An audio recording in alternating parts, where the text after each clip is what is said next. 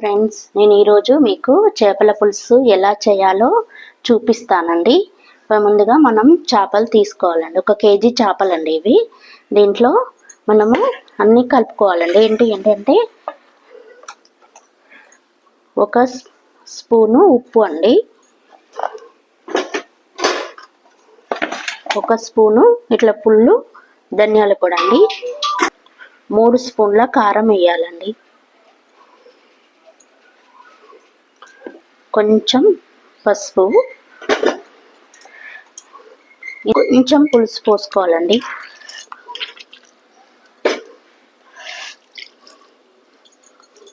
ఇలా పోసి మొత్తం ఇట్లా ఈ మిశ్రమాన్ని ఇట్లా కలుపుకొని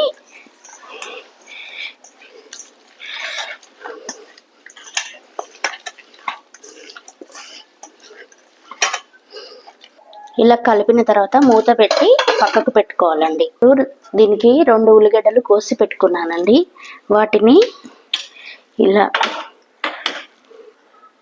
ఇప్పుడు కొంచెం ఆయిల్ పోసుకొని ఈ ఆనియన్స్ని ఇలా కొంచెం దోరగా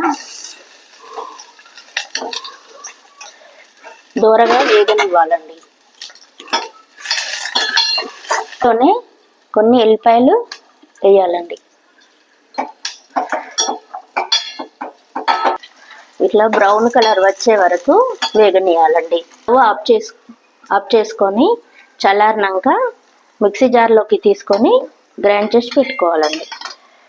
ఇవి చల్లారినాక గ్రైండ్ చేసి పేస్ట్ చేసుకోవాలండి.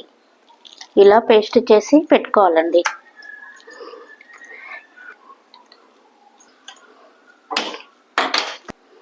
తర్వాత ఈ గిన్నెలో 4 స్పూన్ ఆయిల్ వేసుకోవాలండి. నూనె ఎక్కువగా చేపల కూరకి ఎక్కువగా వేసుకుంటేనే టేస్ట్గా ఉంటుందండి. నూనె వేడయ్యాక మనం చిన్నగా కొన్ని ఉల్లిగడ్డలు తరుముకోవాలి, అవి వేసుకోవాలండి. ఈ ఆనియన్స్ కొంచెం బ్రౌన్ కలర్ రావాలండి. తర్వాత ఈ పేస్ట్ ఇందులో వేసుకోవాలండి. ఇది కూడా మంచిగా బ్రౌన్ కలర్ వేగాలండి. ఎంత వేగితే అంత మంచిగా టేస్ట్ వస్తుందండి.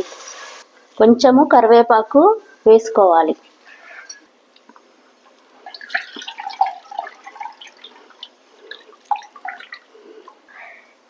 చింతపులుసు అది గోలే వరకు చింతపులుసు ఇలా చేసి పెట్టుకోవాలండి.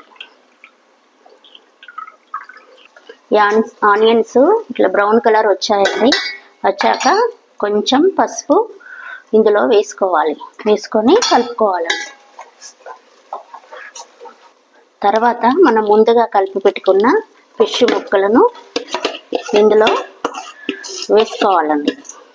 వేసుకొని లైట్గా కలపాలండి.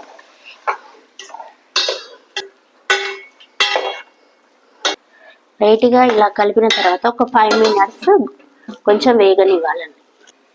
తర్వాత ఈ పులుసు ఇందులో పోసుకోవాలండి. లైట్గా, ఎక్కువ చిదలు అవుతాయండి. లైట్గా కలుపుకోవాలండి, మెల్లగా కలుపుకోవాలి.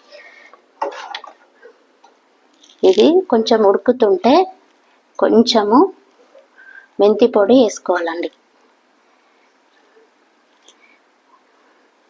జీలకర్ర పొడి, మెంతి పొడి వేసుకోవాలండి. ఇది 5 నిమిషాలు ఇలానే ఉడకనివ్వాలండి. మెల్లగా కలుపుకోవాలండి.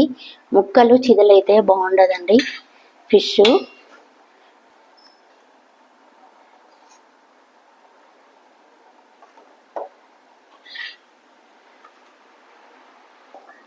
ఫిష్ కర్రీ ఉడికిందండి. ఇప్పుడు స్టవ్ ఆఫ్ చేసుకొని కొంచెం కొత్తిమీర వేసుకోవాలండి.